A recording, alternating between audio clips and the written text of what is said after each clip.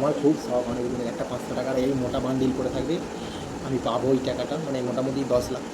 10 লাখ হলে কতগুলো নোট থাকতে হবে? কী হলো? না না, যদি 1000 টাকায় দুটো হয়, 10,000 টাকায় 20টা, 1 লাখ টাকায় 200টা। ভাই মানে এত বড় বান্ডিল হবে রে, অত বড় বান্ডিল পাওয়া যাবে না। একটা 1 লাখেরই হবে না, অসুবিধা নেই, আমি পেয়ে গেলেই হবে। তুমি ভিডিওটা বন্ধ করো।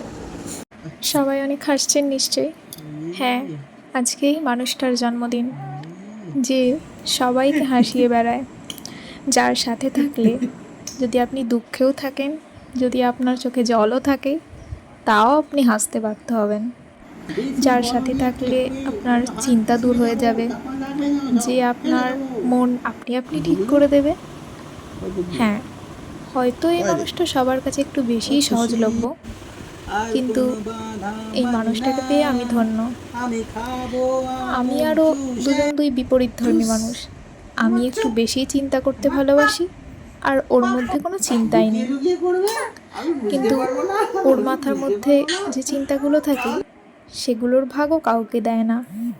ও সবাইকে হাসিয়ে বেড়ায়, সবার মন ভালো করে বেড়ায়। সত্যি, এরকম একটা মানুষ পাওয়া অনেক ভাগ্যের ব্যাপার। আমি তোকে সর্বদা বলি, জীবন নিয়ে একটু সিরিয়াস হ, কিন্তু ও কোনোদিনও সিরিয়াস হয়ই না। প্রচুর খুশি। কিন্তু ওর কাজের জায়গায় অন্যরকম, ইয়ার কি হচ্ছে আর আমার সঙ্গে? জীবন নিয়ে কি ভেবেছো অন্যরকম। আমি ও মারতে পারি মনে না? করে ঢিজিক ঢিজিক ঢিজিক চিন্তা ঢিজিক, করলে যদি সবকিছু এই ঠিক ঢিজিক হয়ে যেত, ঢিজিক ঢিজিক ঢিজিক। তাহলে তো মানুষ চিন্তাই করে বেড়াতো। চিন্তা করে কোনো লাভ নেই, যখন যেটা হবার তখন সেটা হবে। জানি না মানুষটা আদেও কোনোদিনও সিরিয়াস হবে কিনা। আমার মেয়ে হয়তো আর 2 দিন পরে বলবে, বাবা আমিও তোমার চেয়ে বেশি সিরিয়াস, তুমি এবার সিরিয়াস হও। যাই হোক, শুভ জন্মদিন পুলিশ, ভালো থেকো, সকলকে ভালো রেখো, সারা জীবন এইভাবেই থেকো। অনেক ভালোবাসি।